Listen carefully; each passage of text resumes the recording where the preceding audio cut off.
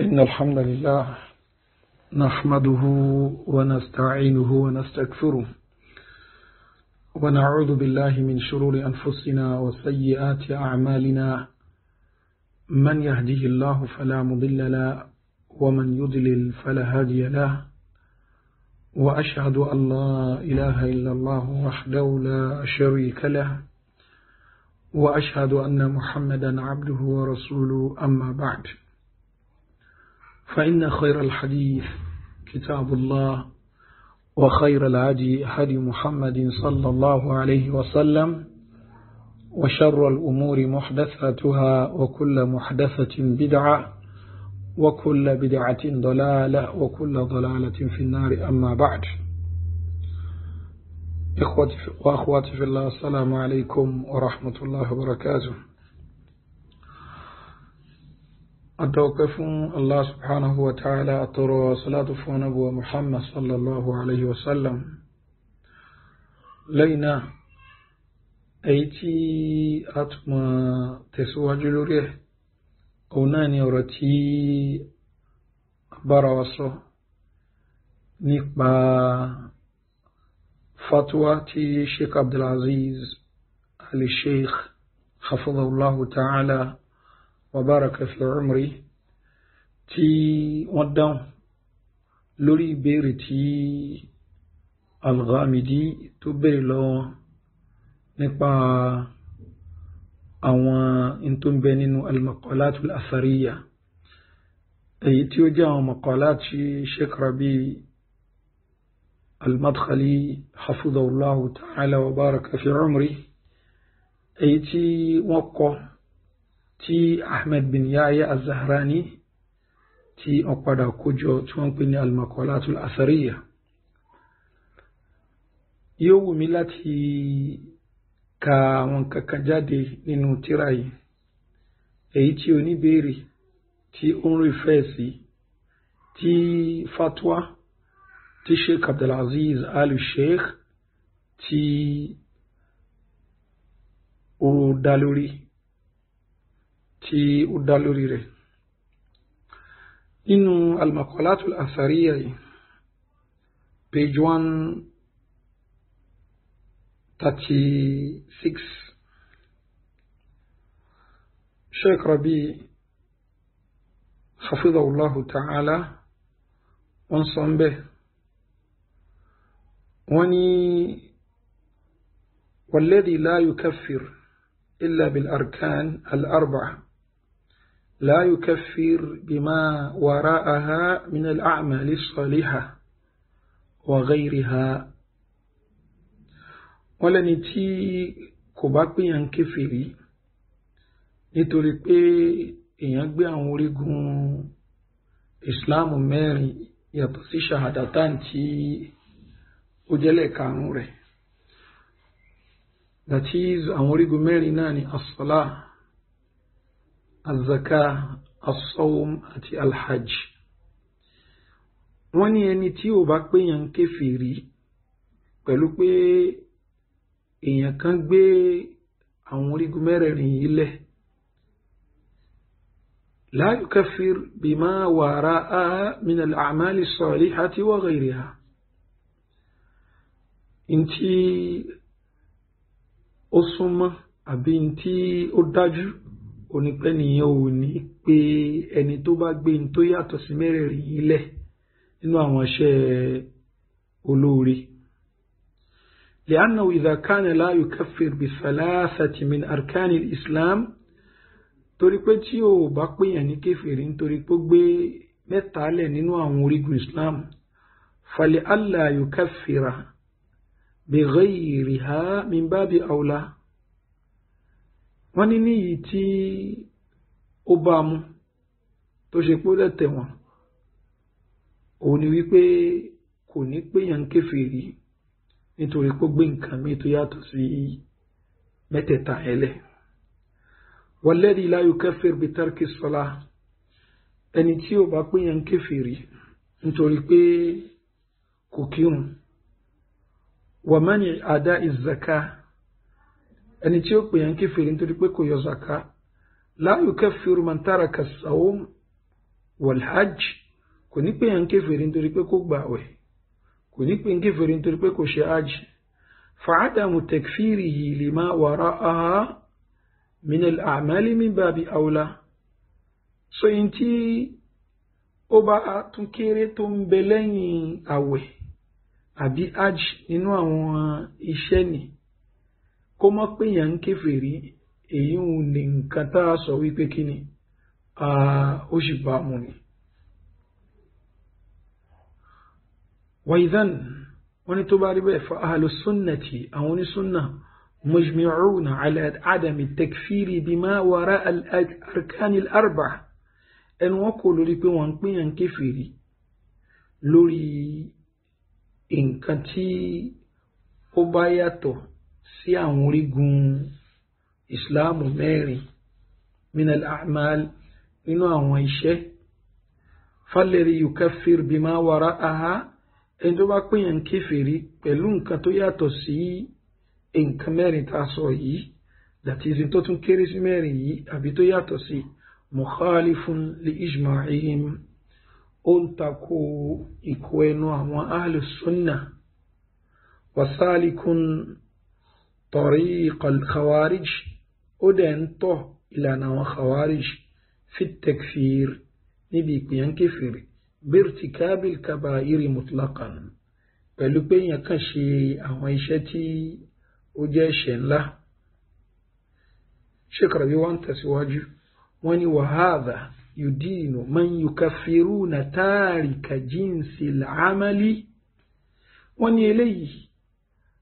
nǹkan tí yóò kó sínú wàhálà ni bákan náà tí ó ìdáìtì àwọn tó ṣe wípé wọ́n ń pè ní kéfèrí ẹni tó bá gbé jínsù làámàlì lẹ̀ Sheikh Rabi tẹ̀síwájú wọ́n ní wa muraduhum bi dhalik nǹkan tán gbà lérò pẹ̀lú yẹn ni tarkul amali that is ẹni tí ò ṣiṣẹ́ ìtumọ̀ jínsù làámàlì wọ́n ní muraduhum bi dhalik nǹkan gbà lérò pẹ̀lú ilé náà ni tarkul amali òun náà ni kí èèyàn má ṣiṣẹ́ wọ́n ní wa huwa qawlun jadidun wọ́n ní eléyìí ọ̀rọ̀ tuntun ni ibtada'uhu tí wọ́n dáálẹ̀ àdádálẹ̀ tó wá látọ̀dọ̀ wọn ni li harbi ahli sunnati wa shaghabi alayhim láti lè gbógun ti àwọn onísúnnà bákan náà láti pe èrò lé wọn lórí láti dá àwọn wàhálà lẹ̀ falishiddati fitnatihim wa shaghabihim ala ahli sunnati nítorí ilé kókó fìtínà wọn àti ìpèrò láwọn onísúnnà lé lórí àti dá wàhálà lẹ̀ zadu hadal asl ni wọ́n fi eléyìí kún ìyẹn ìpìlẹ̀ yìí tán pè ní tarku jinsi al-amal òní ká gbéjù sílẹ̀ ìran iṣẹ́ walam yaktafu bi takfiri tariki salah wọn àbá mọ́ lórí wípé kan sọ pé ẹni tí ò bá kírun kèfèrí ni alladhi yughnihim an at-takfir bima ba'dahu tó ṣe pé tí wọ́n bá sọ pé ẹni tí ò kírun kèfèrí ni èyí òun ti tó kò ní ìdí kan tó máa mú ẹni tó fi iṣẹ́ lẹ̀ tí ò ṣiṣẹ́ li'anna alladhi yukaffir bi tarki as-salah min as-salaf torí pé ẹni tí ó bá pèèyàn kèfèrí nítorí pé kò kírun nínú àwọn ẹni ìṣíwájú la ya'taddu bi amali hadha at-tark ma'a ma kanat kò ní kàkún fún gbogbo iṣẹ́ tí ẹni tí ó gbèrú sílẹ̀ tí ò kí bá ṣe nú ṣe olóore ma'a ma kanat bó tilẹ̀ ó kí iṣẹ́ yẹn kí ó tóbi tó wa min shiddati hawa awla'il mu'asirin wọ́n ní lára ilé kókó ìfẹ́ inú àwọn tí wọ́n jẹ́ àwọn tó ń bẹ lásìkò sí al-muharibina li ahli sunnah àwọn tó ń gbógun ti àwọn ahlu sunnah yara al-mutabi'u lahum ẹni tó bá ń fọ́lọ̀ àwọn intan kọ àbí intan sọ yóò rí pé annahum la yarfa'una rasan bi hadithi shafa'a àwọn ahadithi tí ó sọ̀rọ̀ ń pa pé ànábì ó ṣì pé àwọn èèyàn àwọn ẹlẹ́ṣẹ̀ wọn àti kì í yà sí rárá allati nassa rasulullah sallallahu alaihi wasallam ala annahu yakhruju min an-nar man fi qalbihi adna min mithqali dharratin min iman ipe yóò jáde nuna ẹni tó ṣe wípé ó ń bẹ nínú ọkàn rẹ̀ ní in tó kéré jù nínú kíni nínú ìmánì. wa yakhruju minan nar qawmun bákan náà yóò jáde nínú náà àwọn èèyàn kan lam ya'malu khayran qattun tí wọ́n ṣiṣẹ́ kankan tó jẹ́ ṣe dáadáa. wa qawlullah bákan náà ọ̀rọ̀ Ọlọ́hun bá pé wa izzati wa kibriyai wa azamati wa jabrai la ukhrijanna man qala la ilaha illallah ay minan nar. So ipi Allah subhanahu wa ta'ala ní mo búra pẹ̀lú gbígbọ̀ngbọ̀n mi bákan náà pẹ̀lú kibriyahu mi títóbi mi la ukhrijanna man qala la ilaha illallah ay minan nar ẹni tí ó bá fi lè sọ la ilaha illallah máa mú jáde nínú náà. ذكرهم رسول الله صلى الله عليه وسلم بعد الشفاعة النبي داركوا لين يشبه في من يخرج من النار من العاملين الذين كانوا يصلون ويصومون ويحجون وداركوا nínú àwọn tó ṣe pé kíni wọ́n jáde nínú náà nínú àwọn tó ṣe pé wọ́n ṣiṣẹ́ dáadáa الذين كانوا يصلون àwọn tó ń kírun ويصومون tó ń gbààwẹ̀ ويحجون tí بكنا تونش حاج ولا يرفعون رأسا بأحاديث فضل لا إله إلا الله محمد رسول الله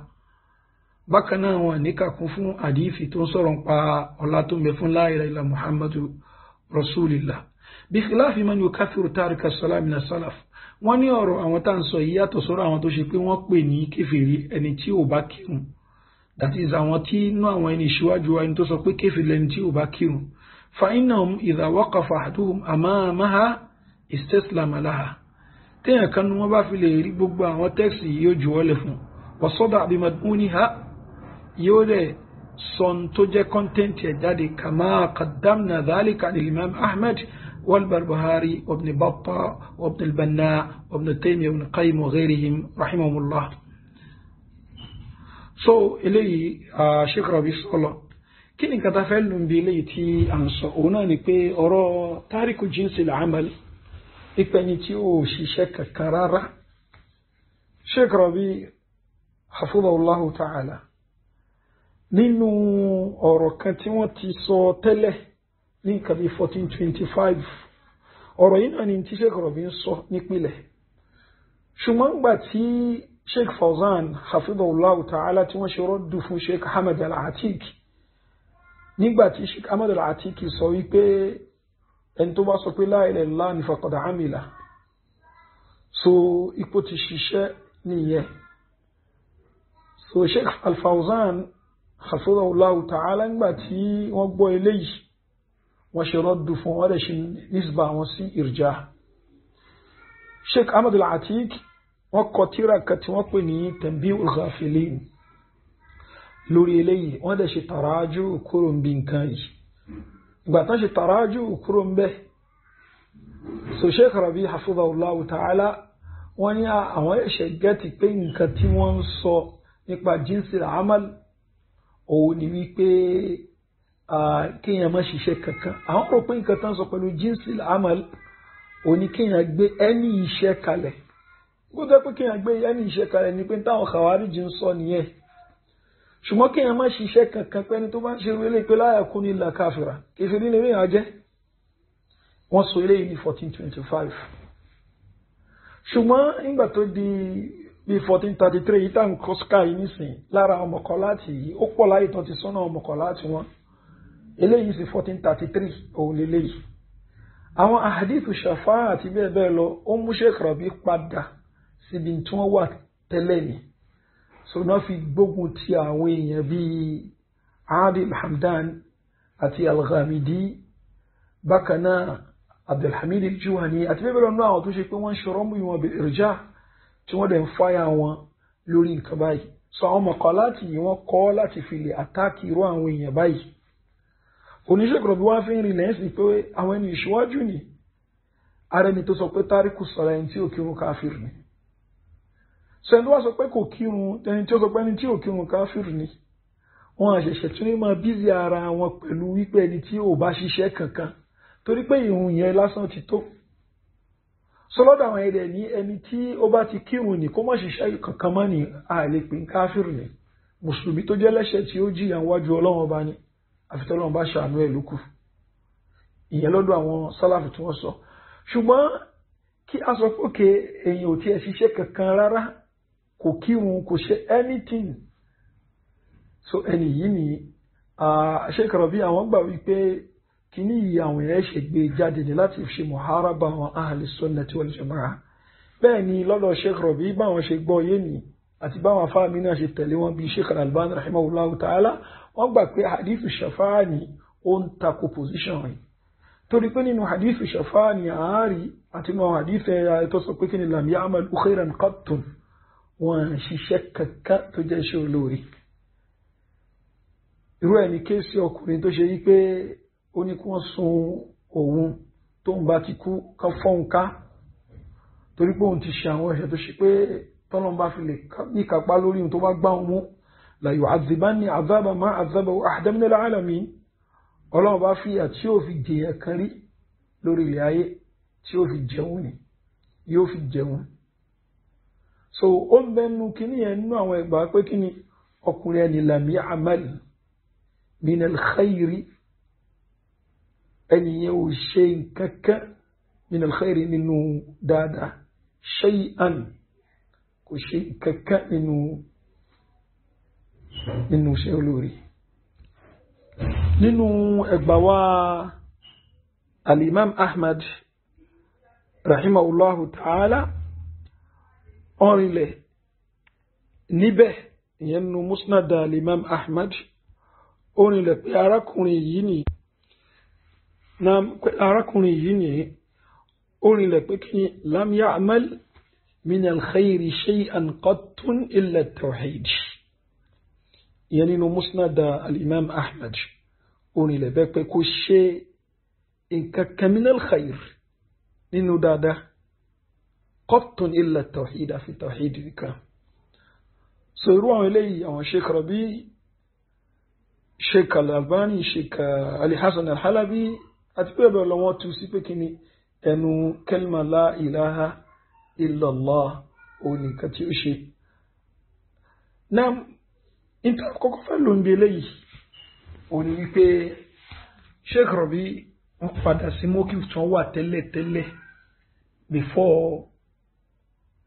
kọ́tò kan tí wọ́n kọ́ ní 1425. so náà ni wípé ẹni yẹn ní àdìsọ́pẹ́ni tí ó ṣiṣẹ́ kankan kèfèrí ni. ṣùgbọ́n àwọn nǹkan tí àwọn èèyàn ń béèrè tí wọ́n ń sọ òní wípé bóòlù yẹn máa ṣe mọ́ bẹ́ẹ̀ tí ò ní ṣe iṣẹ́ kankan ó kàn sọ kalimatu shahada ó dẹ̀ mọ́ bẹ́ẹ̀ ni hatta kó ṣe imatatul adha ni tariq tó lè ṣe àwọn èèyàn léṣe tó lè ṣe wọ́n sùtà kó mú kúrò lójú ọ̀nà kó ṣe yẹn náà lẹ́yìn gbólóhùn la ilaha illallah kó ṣe anything ó dẹ̀ ní opportunity àti ṣe nǹkan kò wá ṣe sọ wọn nírú èèyàn báyìí ni kò ní jẹ́ nǹkan kan àfi kó jẹ́ kéfèrí. so eléyìí ni ọ̀rọ̀ Ibn Taymiyyah rahimahullahu ta'ala tí a ṣe ìṣára sí. bákan náà Sheikh Salih al-Fawzan àwọn náà wọ́n sọ̀rọ̀ nípa eléyìí. then kí ni túmọ̀ hadith eléyìí àwọn sọ pé ní tó túmọ̀ sí òun náà ni ẹni tó ṣe pé ó sọ la ilaha illallah lápòjúwe ìyẹn hadith lam ya'mal khairan qattun lápòjúwe àbí àwọn kan tó jọ mọ́ bẹ́ẹ̀ so ó ní ṣe pẹ̀lú ẹni tó ṣe pé bóyá ó sọ orú àwọn nǹkan báyìí ó dẹ̀ kú lẹ́sẹ̀kẹsẹ̀ so kò ń ṣe ẹni tó ṣe pé ó ní opportunity àti ṣiṣẹ́ olóore kò wá ṣiṣẹ́ olóore. That's number one. Number two òun ni wípé ìtumọ̀ irú hadithi báyìí ó lè jẹ́ láti lè fi mú nǹkan wálẹ̀. lápèjúwe ń sìn Yorùbá sọ wípé kò mọ̀ nǹkan kan kò gbọ́ nǹkan kan yé. ṣé ìtumọ̀ rẹ̀ náà ni pé kò gbọ́ nǹkan kan yé àbí láti lè fi kìíní yìí ní láti lè fi mú ẹnìyẹn wálẹ̀. Yorùbá máa lò Lárúbáwá náà máa lò àti bẹ́ẹ̀ bẹ́ẹ̀ lọ nínú àwọn ìran tí wọ́n máa ń lo irú nǹkan báyìí tí wọ́n sọ pé kí kò gbọ́ nǹkan kan yé àbí kò tiẹ̀ ní dáadáa kan. So eléyìí láti lè fi mú ẹni yẹn wálẹ̀ ni òun ni nǹkan tí wọ́n gbà lérò pẹ̀lú ẹ̀. So lam ya'mal min al-khayri shay'an qattun yóò túmọ̀ sí lè illa tawhid àfi tawhid. Kí ni tawhid? Tawhid kò ń ṣe la ilaha illallah nìkan ni a ṣe hasro ẹ̀ sí. àwọn amalul qulubu ń bẹ́ẹ̀ àwọn iṣẹ́ ọkàn náà ara tawhid ni. الخوف الرجاء الخشية التوكل الرغبة gbogbo إلينا lára àwọn kíni lára tawhid ni. So lam ya'mal min al-khayri shay'an illa at-tawhid kò túmọ̀ sí pé la ilaha illallah nìkan ló sọ. So ìtawà sọ pé kẹ́ni tó bá sọ la ilaha illallah yóò wọ aljanna ni. So ìsídà ká tó sí pé nìyẹn sọ ó dẹ̀ kú ọ̀wọ́ ṣe pé kíni ẹni yẹn ní ó sọ ó ṣe àwọn kankan mi ṣùgbọ́n kò rí lè ṣe iṣẹ́ ńlá. So bí àwọn ṣe tú nìyẹn ló fi jẹ́ pé Sheikh Islam Ibn Taymiyyah rahimahullahu ta'ala ìgbà tán sọ̀rọ̀ ń pọ̀rọ̀ tariku sọlá ni nígbà pé àwọn mìíràn wọn àfa àtàǹgbà pé tariku sọlá ò kì í ṣe kèfèrí ni wọ́n ń ṣe istidlalu ní pẹ̀lú bil umumati allati yahtaju biha al-murji'ah pẹ̀lú àwọn general text tó ṣe pé òun làwọn murji'ah máa ń lò ẹ bó ṣe ń bẹ nínú Majmu'ul Fatawa. So kí la fẹ́ lò ń bí eléwo ni pé torí pé ara inú àwọn ọmọ ìyá ẹni tó ń sọ pé à ń parọ́ mọ́ Sheikh Rabi ni bó Sheikh Rabi ò sọ bẹ́ẹ̀. Tíra Sheikh Rabi òun ni tí a ti ń ka eléyìí tá ń ka jáde nísìnyí àwọn ọmọkọ láti wọn ni. Bákan náà tí a bá tún lọ wo sáìtì Sheikh Rabi hafidhahullahu ta'ala wọ́n sọ nínú tíra wọn tí ó ń bẹ ní sáìtì wọn tí orúkọ rẹ̀ ń jẹ́ Madamin al-Maqalat al-Athariya. Tá bá lọ wo page 23 ìyẹn maqala yìí eléyìí wọ́n kọ ní 1435 ni wọ́n kọ Madamin al-Maqalat al-Athariya. wọ́n ní laysa laka ayyu haqqin an tansura al-firqata al-haddadiyya al-baghiyata ala ahli sunnati al-kharijata alayhim al-muharibata lahum. wọ́n ní ò ní right láti mọ sọpọ́tì àwọn ìjọ haddadiyya tó kọjá àlà lórí àwọn onísúnnà bákan náà tí ó jáde against wọn tó gbógun tì wọ́n. wọ́n ní falam tatruk ahla sunna al-mu'asirin wala sabiqina min baghiya. ibi tí kọjá àlà wọn dé wọn fi àwọn alùsúnnà òde òní àtàwọn tí wọ́n ti kọjá wọn fi wọ́n lẹ̀ níbi ìkọjá àlà wọn wa zulmiha àtàbùsí wọn fala taraha ó ní rí illa tatalammas àfi kó ṣe pé yóò máa wá wa tabhathu an ayyi shay'in yusiluha ila tabdi'ihim wa harbihim àfi kó máa wá nǹkan tó ṣe pé yóò lídìí sí gbogbo pọ̀ lóní bídíà àti kó gbé ogun tì wọ́n. walau kana lahum adillatun wa barahinu ala thubutihi aw nafihi kò bá jẹ́ pé àwọn ẹ̀rí ń bẹ tó ṣe pé ó ń fi rinlẹ̀ pé nǹkan tá sọ yẹn ní bó ṣe rí ni àbí kò rí bẹ́ẹ̀. ala tara annahum yubaddi'una man la yukaffiru tarika as-salah. ẹ̀yin náà rí ìwọ náà rí pé kí ni wọ́n ń pè ní kèfèrí ni ẹni tó ṣe rí pé yubaddi'una man la yukaffiru tarika as-salah ẹni tí ó bá kàfàrà ẹni tí ó kírun wa ala ra'sihim a'immatul islam ẹni àwọn tọ́lẹ̀ ń bẹ ní forefront àwọn tí wọ́n ń kàfàrà yìí ni àwọn imam islam kal imam zuhri gẹ́gẹ́ bí zuhri wal imam malik wal imam shafi'i wal imam ahmad bal wal imam ahmad kódà imam ahmad alladhi lahu riwayatun fi tariki as-salah tó yẹ wípé wọ́n ní àwọn riwaya onírànràn ní fi tariki as-salah nípa ẹni tí kò kírun. wa kathir min atba'ihi àti tó pọ̀ nú àwọn followers ẹ̀ wa abrazuhum àti àwọn tí wọ́n jù nù wọn la yukaffiruna tarika as-salah ẹni tí ò kírun wọn ń pè ń kèfèrí. wa minhum al-imam ibn Battah lára wọn ni al-imam ibn Battah wal imam ibn Qudama àti imam ibn Qudama wa ghayruhum àtàwọn míì. bal ba'duhum ibi tán lọ ni wọ́n ní kódà àwọn mínú wọn la yukaffiru tarika al-amal wọn kì í kàfàrà ẹni tí ò bá ṣiṣẹ́ rárá kama sukna aqwalahum salafan gẹ́gẹ́ bá a ṣe kó àwọn ọ̀rọ̀ wọn wá tẹ́lẹ̀ níwájú. fama masiruhum ala manhaj al-haddadiyya kí ni àtibọ̀tán àwọn àfáwọn yóò tabaníkàwò manhaj àwọn haddadiyya. so àwọn tó sọ pé ìrọ́nà ń pa Sheikh Rabi ní eléyìí ló tún ilẹ̀ nínú èyí tó dàbí talkhisu al-maqalat al-athariya tí wọ́n pè ní madamin al-maqalat al-athariya. tàwa farabalẹ̀ ka àwọn kìíní àárí gbogbo àwọn àyè tí wọ́n rí fẹ́ẹ̀sì ní ẹ̀ náà níbẹ̀. so n tó kílẹ̀ ní pé Sheikh Rabi hafidhahullahu ta'ala mawqif wọn lórí tariku jinsil amal that is ẹni tó fi gbogbo ń tán pè ní iṣẹ́ oríkèéríkèé ara lẹ̀ ìpẹ́ nìyẹn ní ọgbà pé ẹni tí kò bá ka farawé èèyàn bẹ́ẹ̀ ni ààrẹ sọ pé káfíìrì ni wọ́n gbà pé nìyẹn ni kò ń ṣe ìpè ẹni tí ó bá ṣe pé kò ń ṣe káfíìrì that is kò ṣe ẹni iṣẹ́ ni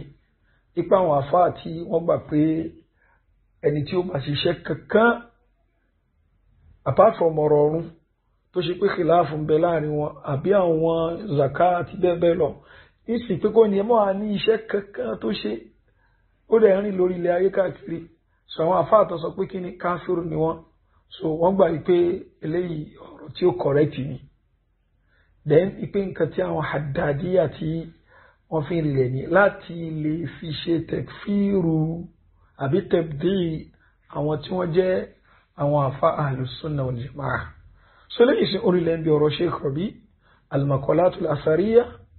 tó ṣe pé láti nǹkan bí 1433 ni wọ́n ti ń kọ àwọn rùdúdù yẹn 1435 yìí wọ́n tún kọ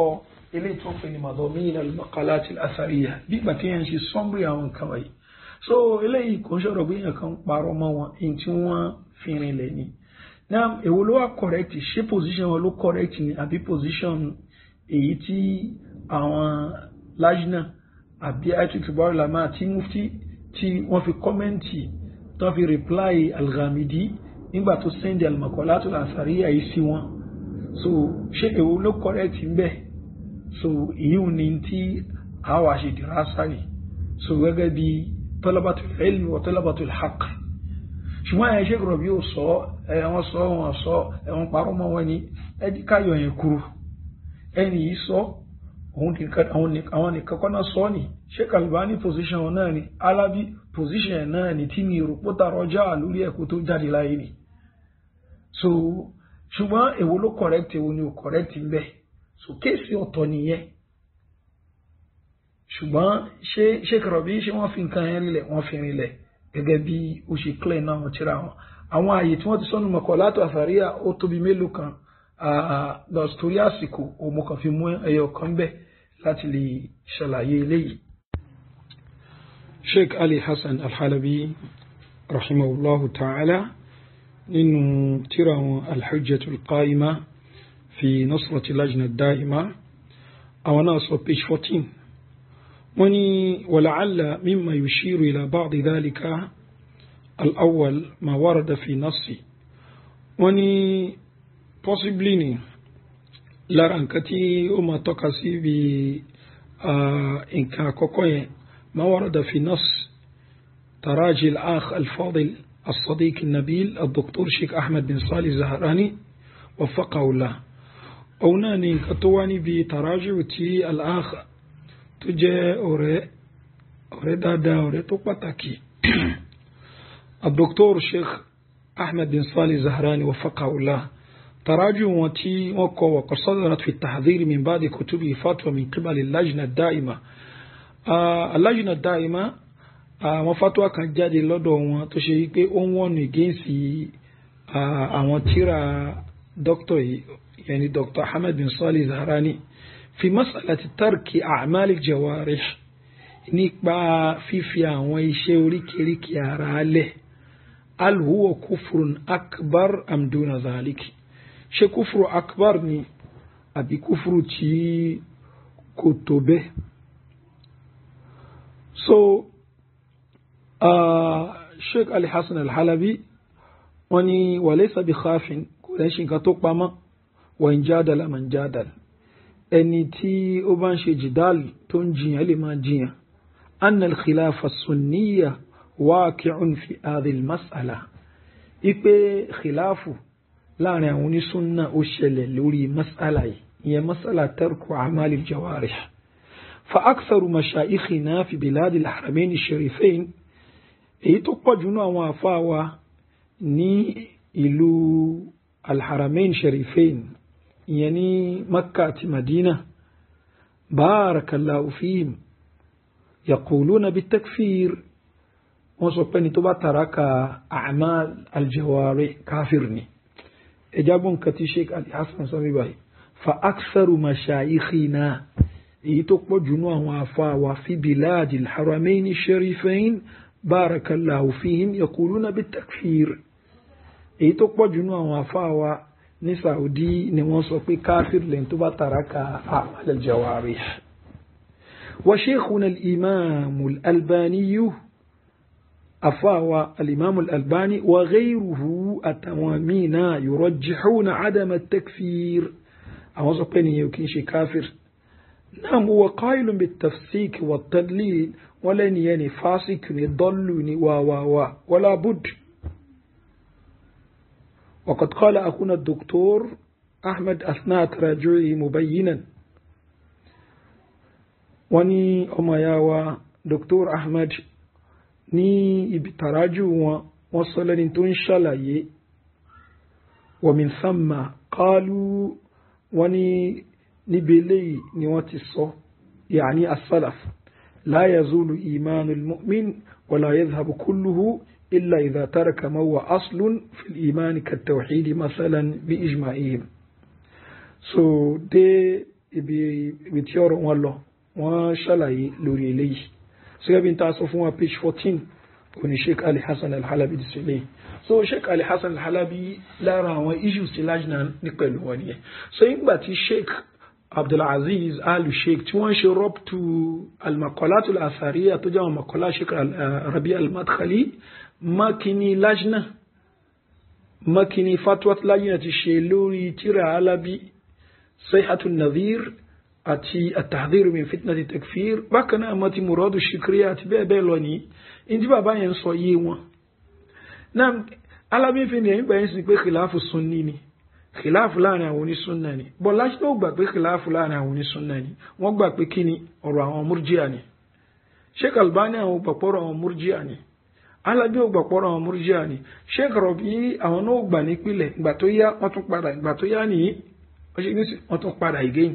ní àwọn kan tí wọ́n kọ ní àwọn 1430 lọ sókè gẹ́gẹ́ àṣírí bí al-maqalatul athariya àti madomin al-maqalatul athariya.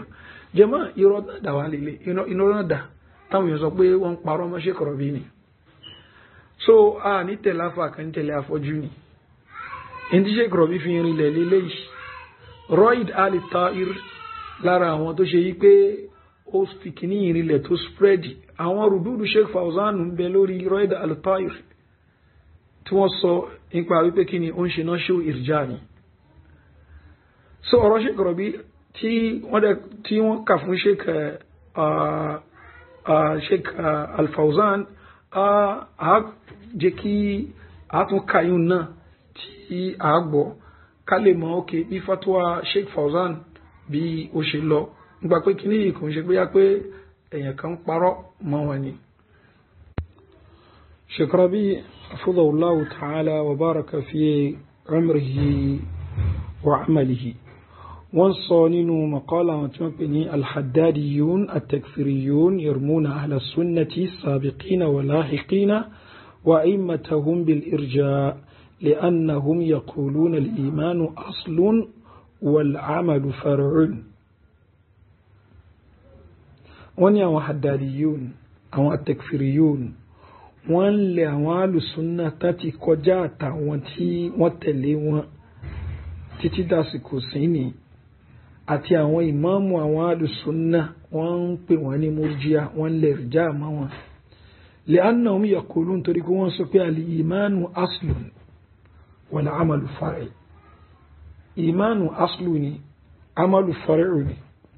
wọ́n ní alhamdulillah wa salatu wassalam ala rasulillah wa ala alihi wa sahbihi wa man ittaba hudah amma ba'd fa inna hunaka man yaqtari'u usulan yuharibu bi ahli sunnah lẹ́yìn ìtìsíwájú yìí wọ́n ní àwọn kan bẹ tó ṣe pé wọ́n hun àwọn usul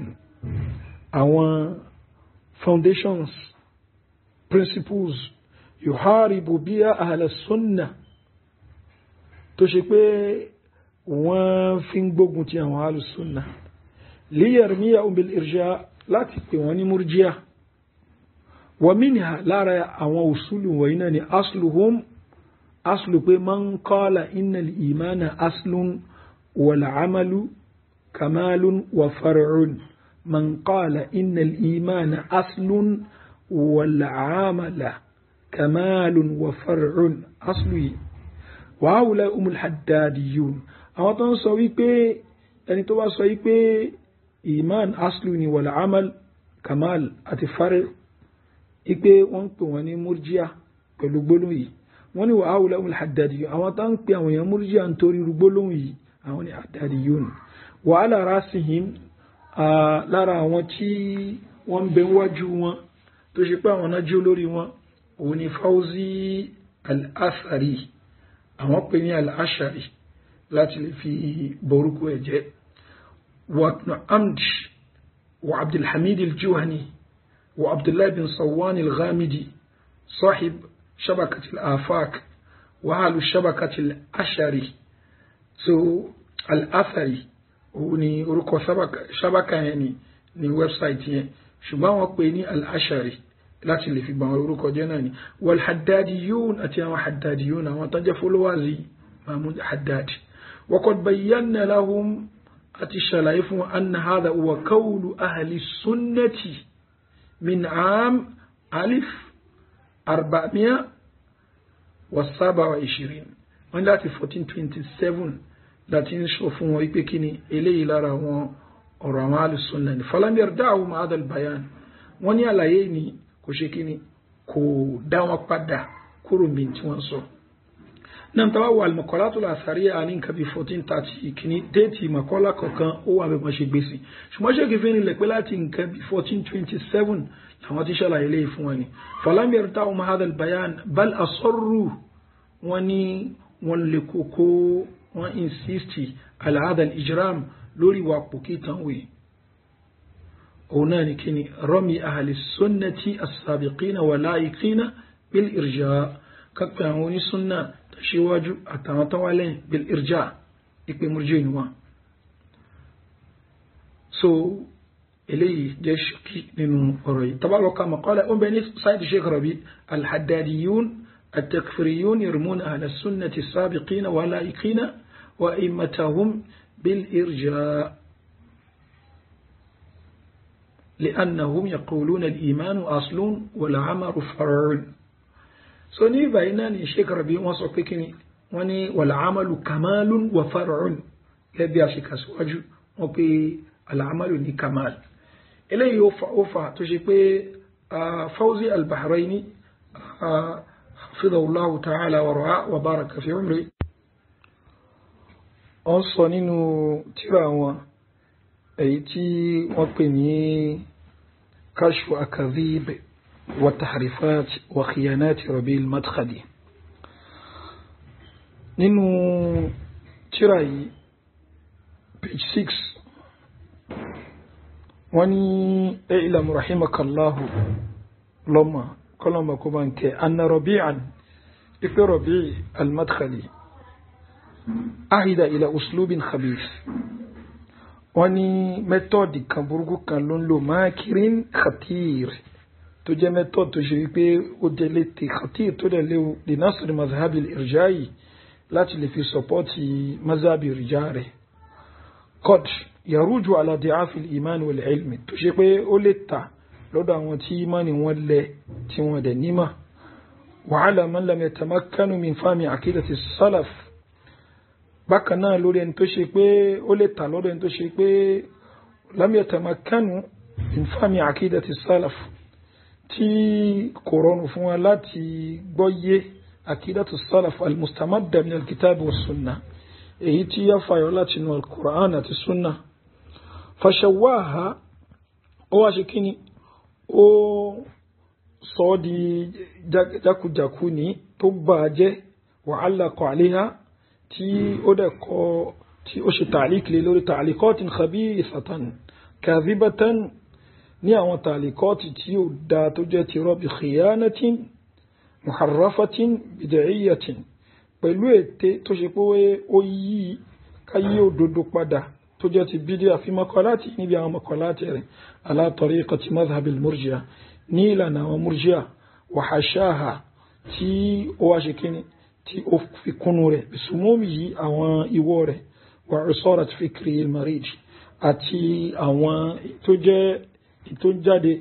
níbi ìròrí rẹ̀ tó ń ṣàìsàn qult ó ní musa ipe kíni hatta wasala bil amr la inkari afkari al-irjariya wọ́n ní ọ̀rọ̀ ilé débi wípé àwọn ìròrí rẹ̀ tó jẹ́ ti irja ní ó ń ṣe inkari ẹ̀ bil kadhb pẹ̀lú irọ́ pípa annahu lam yakul biha ipun wuso wa hiya mabsusatun fi kutubi wa shirtati bẹ́ẹ̀ làwọn nǹkan wọ̀nyí ń bẹ nínú tírà rẹ̀ àti àwọn kẹsẹ̀tẹ̀ a'udhu billahi minal kadhib asádọ̀ ọlọ́wọ́ bá níbi irọ́ pípa lẹ́yìn yẹn wọ́n bẹ̀rẹ̀ sí ní kó àwọn ààyè tí wọ́n gbà pé Sheikh Rabi ti sọ àwọn nǹkan yẹn ṣùgbọ́n gẹ́bí tí mo sọ èmi ò wọ àwọn details nǹkan yẹn ṣùgbọ́n bí ó bá kì í ṣe wípé èyí tí ó jẹmílógún ní láti lè ṣe isbat pé Sheikh Rabi hafidhahullahu ta'ala wọ́n dúró lórí madhabi Sheikh Al-Albani àti Ali Hassan Al-Halabi nípa tariku a'mal al-jawarih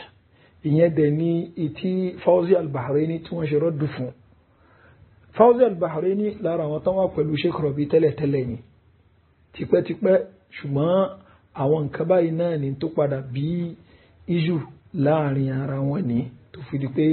wọ́n pín gàrí tí ń kálukú túká so a rí pé Sheikh Rabi àwọn náà wọ́n dárúkọ Fawzi Al-Ashari níbi títí wọn tabaka tíra kashfu tí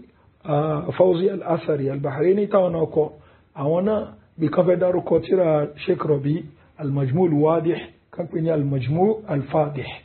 àti bẹ́ẹ̀ bẹ́ẹ̀ lọ ní àwọn orúkọ burúkú táwọn náà ń lò láti lè fi atáàkì Sheikh Rabi ṣùgbọ́n dáfẹ́ ló ń bẹ̀ ni wípé ẹni yìí ni ó kó àwọn àyè tí wọ́n ti sọ àwọn nǹkan àyíwá nínú tíra wọn ìyẹn nínú tíra ti tiẹ̀ yìí ó pọ́ǹtì sí àwọn àyè tán ti sọ késẹ̀tì tán ti sọ àti bẹ́ẹ̀ bẹ́ẹ̀ lọ nínú òkèlè pàpọ̀ kí Sheikh Rabi àṣẹyìn ìtìrọ́bù ó wà ń bí in tí wọ́n sọ ni bẹ́ẹ̀ ni àwọn kan tó ń bẹ nínú tíra wọn ni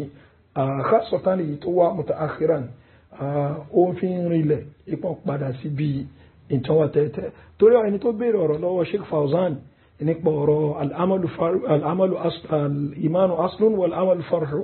far'un àárín nǹkan tí Sheikh Fawzan fi sọ̀rọ̀ then bákan náà ọ̀rọ̀ tariku al-amal àárín tí wọ́n fi sí náà ni torí náà àátún play ọ̀rọ̀ Sheikh Fawzan nípa ọ̀rọ̀ tariku al-amal àbí tariku jinsi al-amal àbí al-amal far'un al-imanu aslun tí àkàjáde níbi tíra Sheikh Rabi hafidhahullahu ta'ala èyí tí wọ́n fi ń ṣòrọ́dù fún àwọn Haddadiyun so kó lè pé kọ́ àwọn ẹlẹ́mọ̀ pé kó ń ṣe pé ẹ̀kan parọ́ mọ́ wọn bọ̀tí tó wà yẹ ká dúró tì ìntàfà ìsọ̀lélé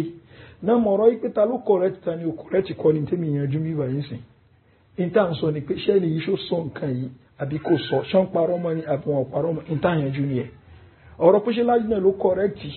àbí àwọn Sheikh Al-Albani ló correct ìyí nǹkan là ń yanjú torí pé lára nǹkan tí wọ́n mú alábí fún òní ẹlòmíràn ní pé bọ̀ tí wọ́n sọ yí pé ọ̀rọ̀ tarikul amali ń bẹ yẹn wọ́n mention rẹ̀ so nígbà tí yẹn bá ti tó máa sọ pé yẹn kan ṣe hasru kúfù síbi juhuda bó ń sọ yí pé kàmáàlù nǹkan kàmára wọn tó bá ti ń sọ yẹn ni ó ti ń lọ síbi ọ̀rọ̀ tarikul amali torí pé wọ́n sọ pé al-amalu ni pé kàmáàlù ni kò kí ń ṣe kí lórúkọ ẹ̀ kò kí ń ṣe shartu kamal ni kò ṣe shartu siha tàbá tí ń sọ yẹn ní ó túmọ̀ sí pé ẹni tí ó ṣe àmàlù ní ẹni yẹn ní nígbà tí aslu bá wà pẹ̀lú ẹ̀ ó túmọ̀ sí kò kí ń ṣe kèfèrí. So lára nǹkan tí ó mọ̀ túmọ̀ sí nìyẹn, lára nǹkan tí ó mọ̀ túmọ̀ sí òun yẹn. tàbá rẹ̀ sọ pé kí jinsul amal náà lábá sọ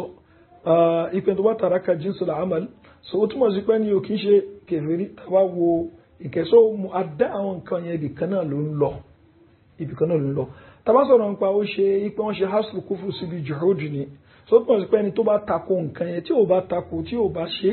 kò tako kó dẹ̀ ṣe, ó túmọ̀ sí pé kí ni ẹnìyẹn náà ni ó lè máa jẹ́ kèfèrí látara àwọn nǹkan ẹni. so àwọn nǹkan ẹni ó so mọ́ra wọn. àwọn ìlú mọ̀ try láti differentiate láàrin rẹ̀.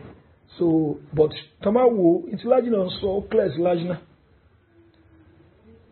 ìtí lájìnà ń sọ ó clear sí lájìnà. tó yẹ alábífí ń sọ wípé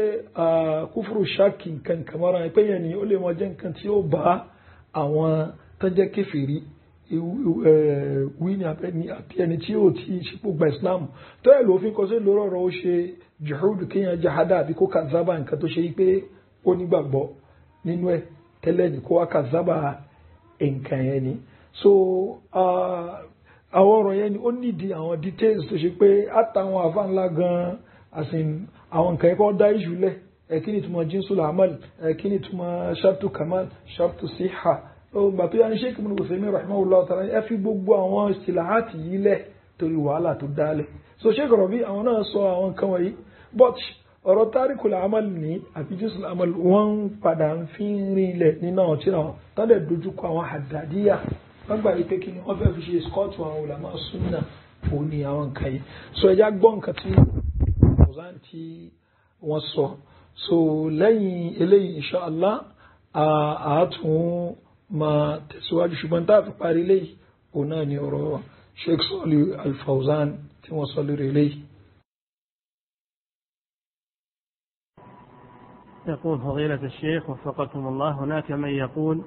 إن تارك جنس العمل بالكلية لا يكفر، وإن هذا القول قول ثاني للسلف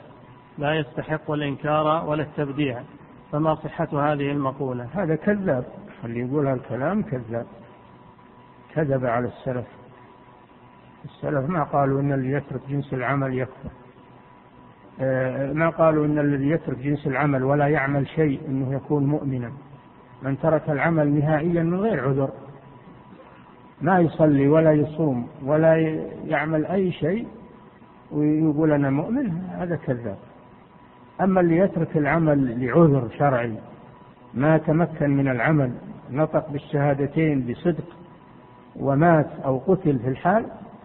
فهذا ما في شك أنه مؤمن، لأنه ما تمكن من العمل، ما تركه رغبة عنه. أما اللي يتمكن من العمل ويتركه، لا يصلي ولا يصوم ولا يزكي ولا يتجنب المحرمات ولا يتجنب الفواحش، هذا ليس بمؤمن، ولا أحد يقول إنه مؤمن إلا المرجئة. نعم. إجازة كتير الشيخ صالح الفوزان كما توصوا. شيخ الله يغفر لك، كلام يا شيخ أشكل علينا يا شيخ، ما أدري موافق لعقيدة أهل السنة يا شيخ ولا أقول أحسن الله إليك، ما أدري موافق لعقيدة أهل السنة ومخالف. نعم. أحسن الله إليك. يقول وقال أن الإيمان أصل والعمل كمال فرع. لا هذا باطل، خالف في مذهب أهل السنة، هذا مذهب المرجئة. أحسن الله إليك. في عبارتين أحسن الله إليك نختم بها. الشيخ الله يغفر لك يقول ونقلت عن ابن تيمية نقلت عنه 9 نصوص، وابن القيم وابن رجب وعدد من أئمة الدعوة النجدية كلهم يصرحون بأن الإيمان أصل والعمل فرع، هذا كذاب، وبعضهم يقول تارة فرع وتارة كمال. وآخر عبارة يا شيخ الله يجزاك جنات النعيم، قال وزعموا كذبا على السلف بأنهم جعلوا جنس العمل ركنا في تعريف الإيمان. هذا كذاب منهم. هذا شيخ واحد أحسن الله إليك اسمه ربيع المدخلي. لا هذا كذب. وشيخ لا عبارة أخيرة يا شيخ، يقول إنه جاهد وناضل أكثر من كثير من هيئة كبار العلماء. أحسن الله إليك. السلام عليكم. So if they believe in the same as you believe in, then they have been rightly guided. But if they turn away they are only in dissension, and Allah will be sufficient for you against them. And He is the hearing, the knowing.